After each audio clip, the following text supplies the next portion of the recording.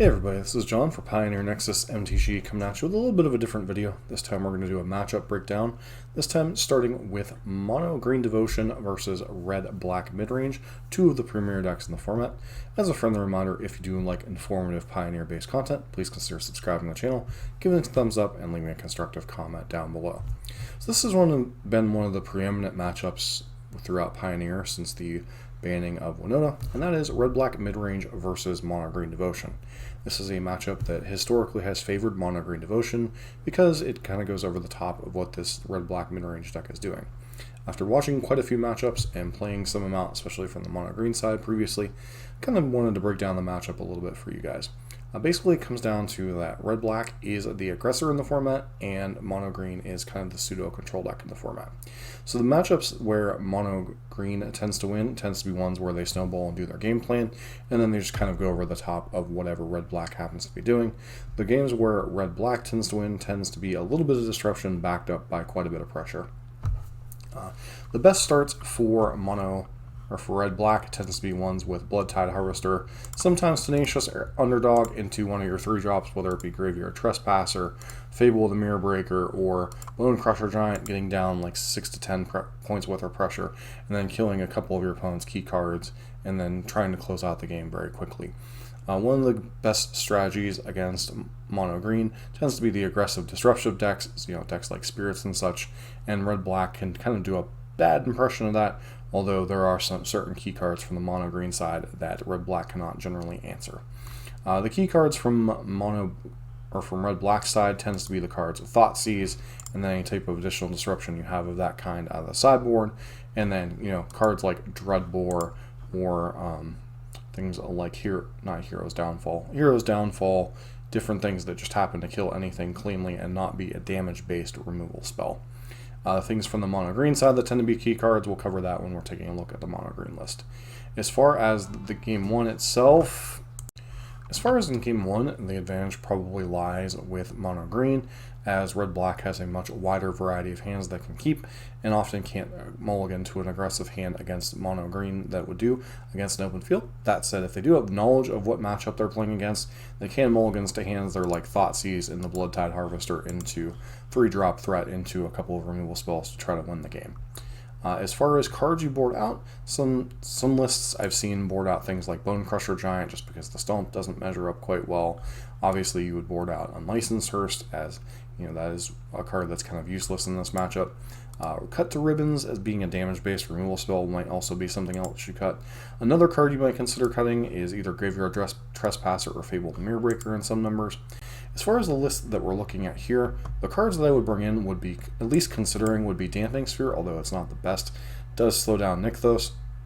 But the main ones are Epic Downfall, being able to exile any creature mana value 3 or greater, most notably important against Old Growth Troll and Cavalier of Thorns, which are two of Mono Green's biggest cards in the early games, and then Lifebane Zombie, which allows you to discard or exile a green card from your opponent's hand, notably hitting most of their mid-range payoffs, and also happens to have Intimidate, which makes it difficult for your opponent to block.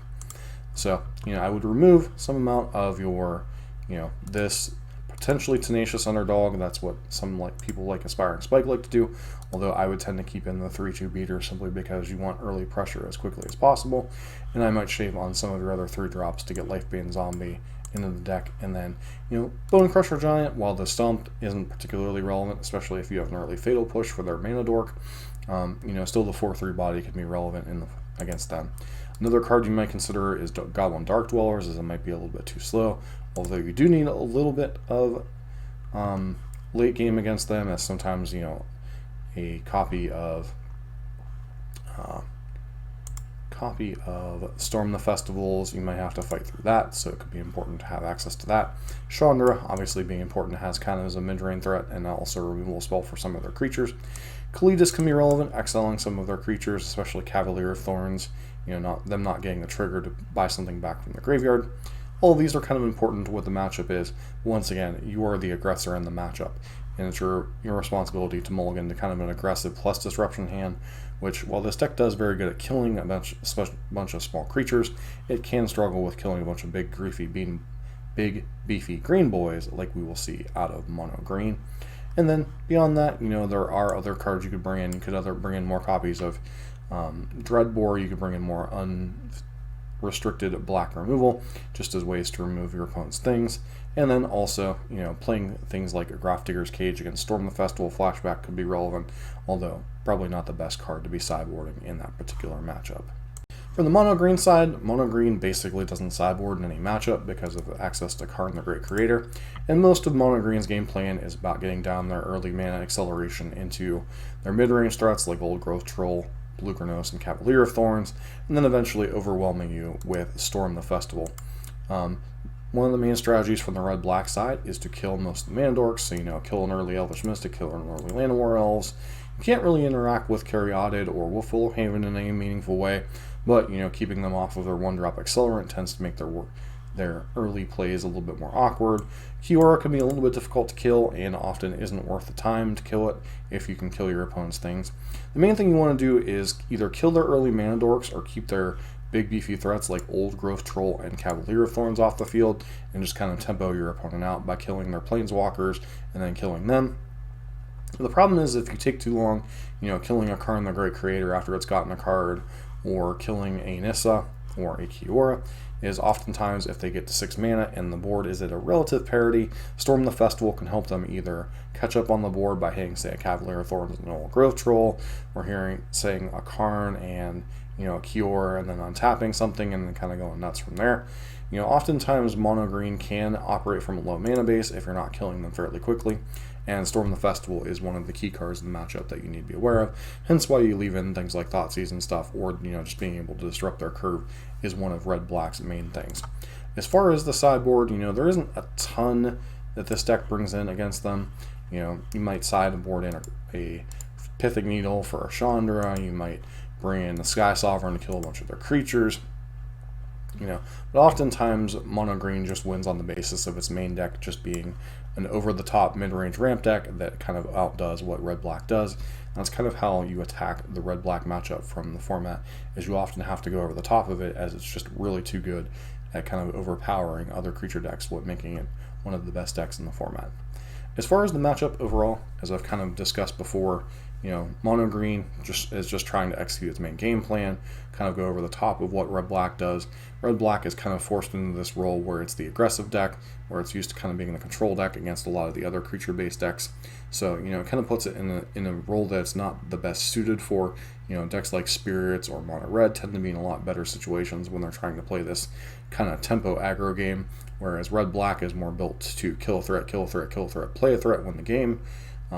Really doesn't do very well against mono green, so you're more trying to play the aggressive role. Not saying it can't win the matchup, and I'm not saying there aren't good cards like Lightbane Zombie to bring in, but overall, mono green tends to have a very good matchup, and tends to be one of the reasons why when these decks are both very high up in the meta, they kind of protect each other, especially towards the top tables. Mono green helps to beat other top tier decks that can go over the top of what it's doing. Decks like Blue-White Control or 5-color Niv can sometimes struggle against mono green, whereas red-black happens to be very good against the other aggressive decks, especially Spirits, which give mono green a lot of problems. So that's why there have been points in times where these have been arguably the top two decks in the format, and why they kind of protect each other, much like in the modern format, decks like Izzet Murktide and 4-color Omnath kind of protect each other from their different weak matchups. But just want to kind of talk about the matchup a little bit, give you a little bit of the breakdown of what each side's game plan is in the matchup, and how to approach from each side, how to approach the matchup. Mono green, you're just trying to do your normal game plan, go over the top. Storm the Festival kind of being the key card, along with Cavalier of Thorns and Old Growth Troll. From the Rakdos side, you're more concerned about disruption plus pressure. You can't just disrupt, and then hope to win from there.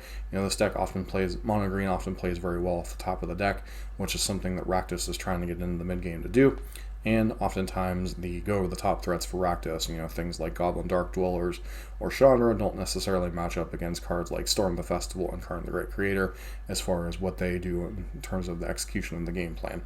Beyond that, there are cards you can play, Lightbane Zombie, more things like Dreadbore and Hero's Downfall, basically unfettered removal that can kill anything that's a creature or planeswalker, as opposed to damage-based removal like Cut to Ribbons or Stomp. So, and then, things like Duress or things like, I forget what the name of the card is. There's an equivalent of Thoughtseize that just takes creatures or planeswalkers. That's also a card you can consider playing. I can't remember the name of it off the top of my head, but that is another card you consider out of your sideboard that would allow you to deal with, a lot of what mono green brings to the table. But once again, you still have to beat mono green before they can out top deck you with a Storm the Festival or something.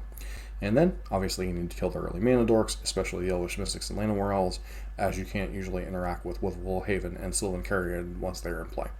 So, breakdown, red-black, you need to do the quick aggressive starts. You need to be running your copies of Blood Tithe Harvester into one of your 3-drops, into following up with some removal spells and just kind of tempoing your opponent out. Maybe firing up a copy of Hive of the Eye Tyrant, getting into the last little bit of damage. Just kind of doing this situation where you're chunking in for 7 or 10 points of damage. And then from the mono green side, you're just trying to execute your game plan, get to a very large board state, and kind of overwhelm your opponent from there.